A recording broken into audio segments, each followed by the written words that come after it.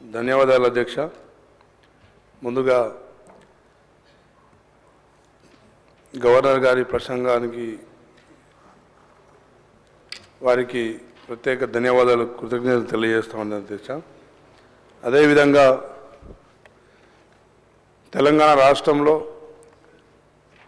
తెలంగాణ ప్రజలు ఒక ప్రజాస్వామిక ప్రభుత్వం రావాలి, ప్రజల మనోగతాన్ని ఆదరించే విధంగా అభిమానించే విధంగా రాష్ట్రంలో పరిపాలన సాగించాలని చెప్పేసి మరి 2023 డిసెంబర్లో కాంగ్రెస్ ప్రభుత్వం పెద్దలు ముఖ్యమంత్రి రేవంత్ రెడ్డి గారి సారథ్యంలో ఒక అవకాశం కాంగ్రెస్ ప్రభుత్వానికి ఇచ్చింది అధ్యక్ష. ఇచ్చిన అనతి కాలంలోనే రాష్ట్ర అభివృద్ధి చాలా వడివడిగా ముందు సాగుతూ ఉంది అధ్యక్ష. అందులో భాగంగా ముఖ్యంగా విద్యార్థులు గత 15 సంవత్సరాలుగా 10 సంవత్సరాలు వారి పాలనలో, అంతకుముందు ఉద్యమ సమయంలో విద్యార్థులు కేవలం తెలంగాణ ఉద్యమం కోసమే వారి చదువులన్నీ పక్కబెట్టి యూనివర్సిటీలలో పాలమూరు, గాంధీ, మన కాకతీయ, ఉస్మానియా అన్ని యూనివర్సిటీలలో విద్యార్థులు ముఖ్యంగా గిరిజన విద్యార్థులు అధ్యక్ష వారి ఆర్థిక స్థితిగతులు అంతంత మాత్రమే ఉన్నా కానీ వారు యూనివర్సిటీలలో తెలంగాణ వస్తే మా బతుకులు మారుతాయి, మా జీవితాలు మారుతాయి అనే ఒక ఉద్దేశంతో ప్రాణాలు కూడా కోల్పోయిన పరిస్థితి చూసినాం అధ్యక్ష. మరి అలాంటి ప్రాణత్యాగాల మీద చలించి సోనియా గాంధీ గారు తెలంగాణ ఇస్తే ఆ తెలంగాణలో 10 సంవత్సరాల్లో అధ్యక్ష మరి ప్రజల గుండెల్లో గాయాలని మిగిలించిన అధ్యక్ష. అదేవిధంగా ప్రజాస్వామ్యాన్ని ఖూని చేసే విధంగా, ప్రజల మనోగతాన్ని విస్మరించే విధంగా 10 సంవత్సరాల్లో ప్రజా గొంతుకల్ని నొక్కేసి, అదేవిధంగా ప్రశ్నించే వారిని తొక్కిపెట్టే ఒక పరిపాలన మన రాష్ట్రంలో చూసినాం అధ్యక్ష. ఒక నమ్మక ద్రోహానికి చిరునామా గత 10 సంవత్సరాల పాలన అధ్యక్ష. విద్యార్థులు ఏకోపాధ్యాయ స్కూళ్ళు, ప్రభుత్వ పాఠశాలల్ని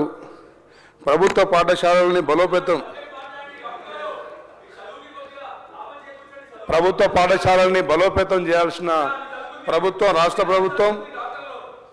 రాష్ట్ర ప్రభుత్వం మరి పాఠశాలల్ని విస్మరించి విద్యార్థుల్ని విస్మరించి ఉపాధి ఉద్యోగ అవకాశాలు కూడా మరి పక్కన పెట్టి పరీక్షల పేరు మీద అన్ని లీకేజీలు, అదేవిధంగా మరి నోటిఫికేషన్లు వేసినట్టు వేసి కోర్టులలో వివాదాలు, ఆ విధంగా 10-15 సంవత్సరాల యువత నిర్వీర్యమైంది అధ్యక్ష ఈ రాష్ట్రంలో.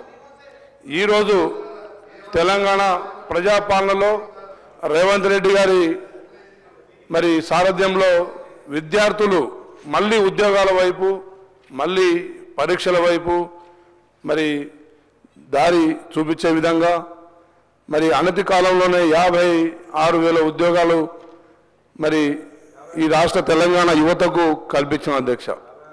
అదేవిధంగా 56,000.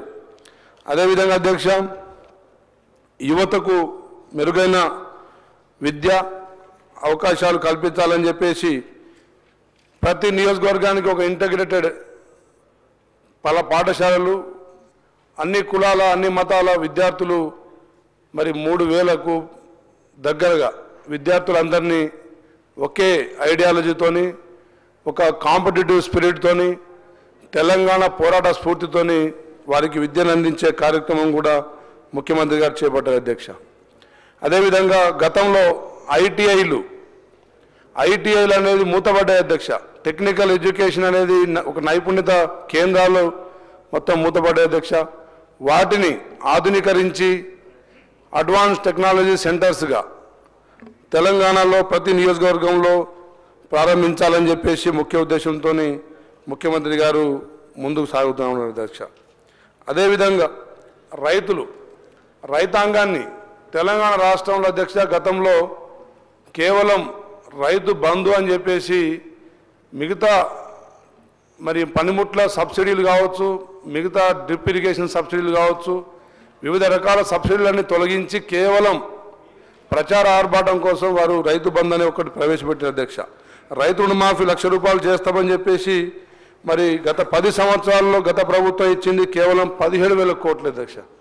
కానీ మన ప్రభుత్వం వచ్చిన సంవత్సరం లోపే సుమారు 22,000 కోట్లు 25 లక్షల మందికి రైతు రుణమాఫీ విముక్తి చేసింది అధ్యక్ష. అయినా కానీ ఆ ప్రతిపక్షాలు కాంగ్రెస్ ప్రభుత్వం ఏం చేస్తుంది, ఏం చేయట్లేదు, హామీలను విస్మరిస్తుందని చెప్పి మాట్లాడుతున్న అధ్యక్ష. రైతాంగానికి వారు ఇచ్చిన 10 సంవత్సరాల్లో 17,000 కోట్లు, మేము ఇచ్చిన సంవత్సరంలో 22,000 కోట్లు, మరి ఆ వ్యత్యాసం వారికి కనబడట్లేదా అని చెప్పి అడుగుతున్న అధ్యక్ష. అదేవిధంగా కాళేశ్వరం నీళ్లు మరి కేవలం 10 సంవత్సరాలు గత 70 సంవత్సరాల క్రితం కట్టిన ప్రాజెక్టులు ఏది చెక్కు చెదరలేదు అధ్యక్ష. కేవలం మరి 10 సంవత్సరాల్లోనే మరి కాలంలో గర్భంలో కలిసిపోయే విధంగా కాళేశ్వరం ఈరోజు రైతాంగం ఇబ్బంది పడుతుందంటే అధ్యక్ష.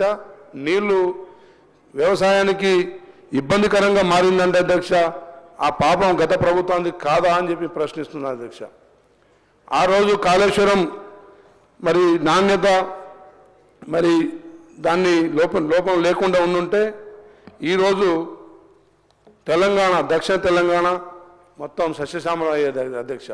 గతంలో కూడా వారు ఇచ్చింది Sriram Sagar project, mid Manair, lower మన LMD నీళ్లు అధ్యక్ష. కాళేశ్వరం కేవలం 160 TMCలు మాత్రమే వారు లిఫ్ట్ చేసిన అధ్యక్ష మేడిగడ్డలో. అందులో నుంచి 30 నుంచి 40 TMCల వాటర్ వరదలు వచ్చినప్పుడు మళ్ళీ కిందికి వదిలేసుకుంటూ పోయారు. కానీ న్యాచురల్గా వచ్చిన నీళ్లతో, వర్షాలతో వచ్చిన చెరువులు నిండిన నీళ్ళని కూడా మేము కాళేశ్వరం నుంచే ఇచ్చినామని చెప్పారు అధ్యక్ష.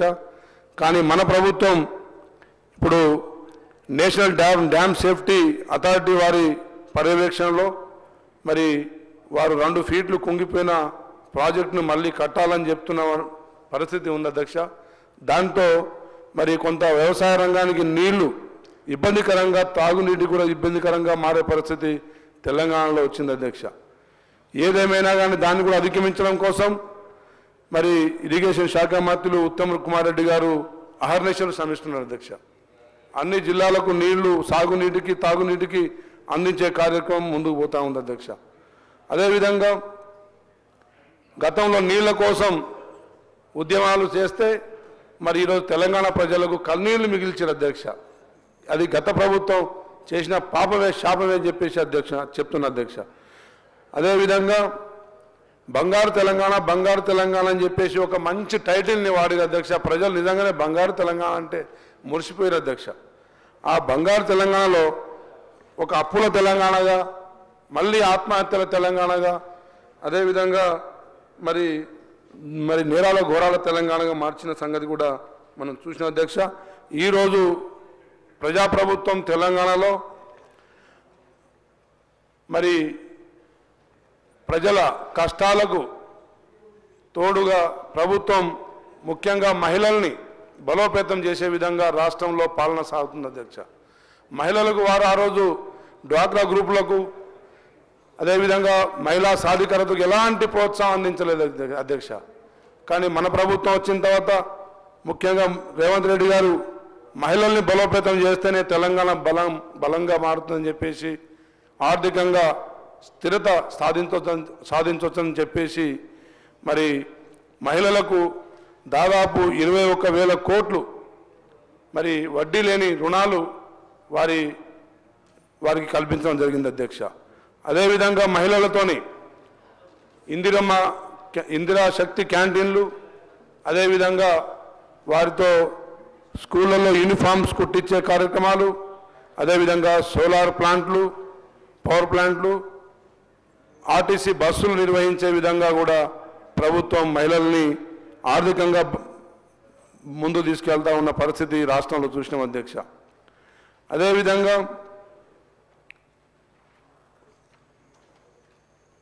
విద్యార్థులు విద్యలో 10 సంవత్సరాల్లో విద్యా సంస్థలన్నీ మరి ఒకే దగ్గర హాస్టల్ డార్మెంటరీ అక్కడే మరి విద్యాభ్యాసం అక్కడనే పాఠశాల నిర్వహణ అక్కడే మెస్ మరి కూర్చొని తినడం అలాంటి విద్యా సంస్థలని కనీసం పట్టించుకోకుండా మరి విద్యార్థులను కూడా ఇబ్బంది పెట్టిన పరిస్థితి గతంలో చూసిన అధ్యక్ష మా ప్రభుత్వం వచ్చిన తర్వాత 40% మెస్ ఛార్జీలు అదేవిధంగా 200% మరి వారు విద్యార్థులకు వాడే సరుకులు కొనుక్కునే విధంగా వారికి అవకాశం ఇచ్చి విద్యార్థులకు ఒక మనోధైర్యాన్ని కలిగించి ఒక పోటీతత్వాన్ని మళ్ళీ విద్యలో పెంపొందించే విధంగా రాష్ట్ర ప్రభుత్వం ముందుకు పోతా ఉంది అధ్యక్ష అదేవిధంగా